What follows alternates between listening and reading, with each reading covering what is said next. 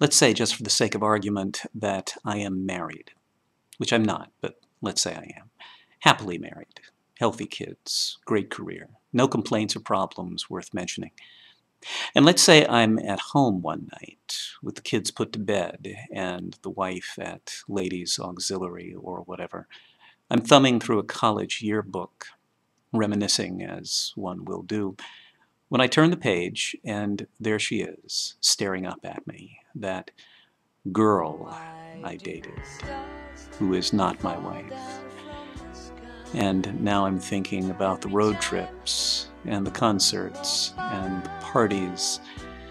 Whatever happened to her, I wonder? So I Google my old girlfriend and I find her blog.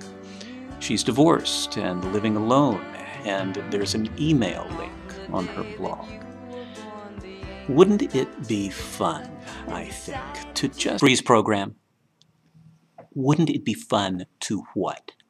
Come on, let's be honest. To what? If I initiate contact with this woman, won't I have ulterior motives, and won't they be obvious? Is that even open for debate? Even if I begin the conversation with how much I love my wife, how great my kids are, how crazy but satisfying my life is overall, even if I ask innocent questions innocently, is there any way for me to avoid suspicion? Of course not. But that's because I'm a man, isn't it? And men are never above suspicion, are they? No. Nor should we be. It's different for women. Women are better. Case in point, a couple of years ago, an old girlfriend emailed to say that she was happily married to a man who'd given her several lovely children. She said that he was totally okay with her having casual contact with men she'd dated prior to meeting him, so would I like to be email buddies? And I thought to myself, well now, that's pretty freaking weird. To be clear, I was not referring to her email as pretty freaking weird. It was my reaction to her email that was weird.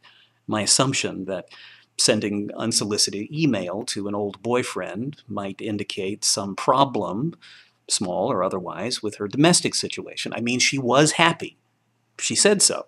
I declined further contact with her because I realized that I was misunderstanding the contact, and I would continue to misunderstand so that nothing good could come of it. Last year, another old girlfriend called to chat me up about her current affair with a married man.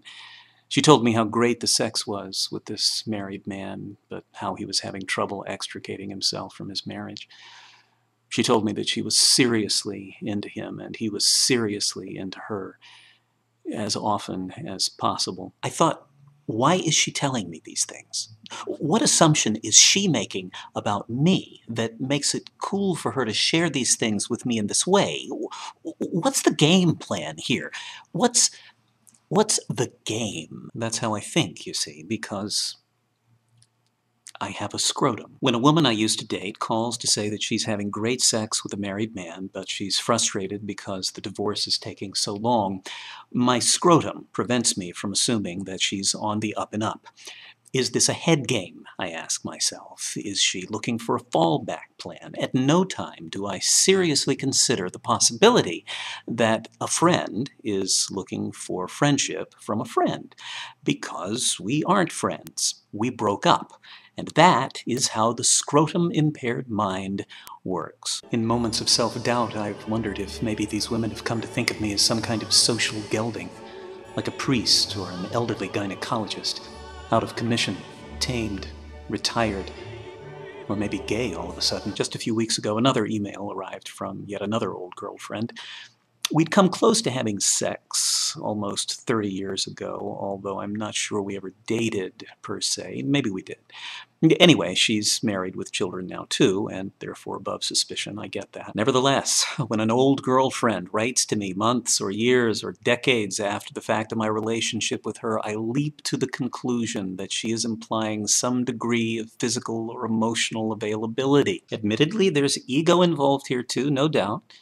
It would be fair to say, I think, that most straight men like to think that most straight women harbor some reproductive inclination toward them, however vague or unacknowledged. We're all a little dangerous in our own minds. We scorn the unassertive bald guy who says, "Yes, my pet," to his overbearing wife. And then there's protocol, isn't there? The rules of engagement, what's left of them, passé as they may be today. Maybe it's worth noting that I was taught the rules by people who were born in the 1930s, and I know exactly how my father would have reacted if my mother ever had sent a "just wondering how you've been doing" letter to an old boyfriend. He would have reacted unambiguously. So it's me, my upbringing, my baggage, which is why these old girlfriends wafting back into my life, plain dealing as they are, their intentions pure, straightforward, wholesome, unambiguous, they disturb me. So ladies, please, if you and I have dated, certainly if we have ever had sex, consider this before you click that email link on my blog. I am very likely to misunderstand your motives. If, on the other hand, I am not misunderstanding your motives, hi, my God, I was just thinking about you.